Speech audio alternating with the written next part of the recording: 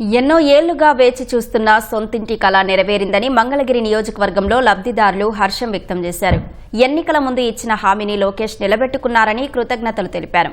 మంగళగిరిలో మన ఇల్లు మన లోకేష్ పేరిట 1000 కోట్ల రూపాయల విలువైన ఇళ్ల పట్టాల పంపిణీ జరిగింది. మంత్రి లోకేష్ స్వయంగా శాశ్వత ఇళ్ల పట్టాలు పంపిణీ చేశారు.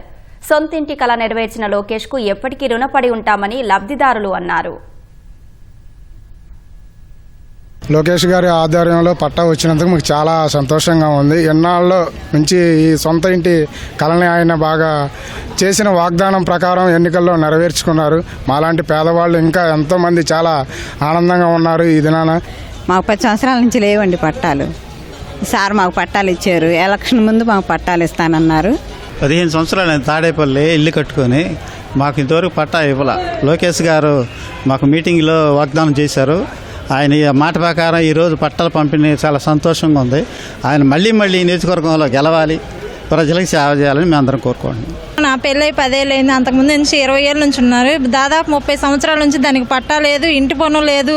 అన్నిటికీ తిరిగాం, ప్రయత్నించాం.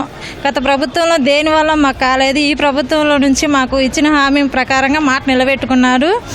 తర్వాత తల్లికి వందనం నుంచి కూడా మేము 3కి లబ్ధి పొందాము. మాకు చాలా ఆనందంగా ఉంది. ఈరోజు పట్టా ఇచ్చినందుకు చాలా సంతోషంగా ఉన్నాం సార్.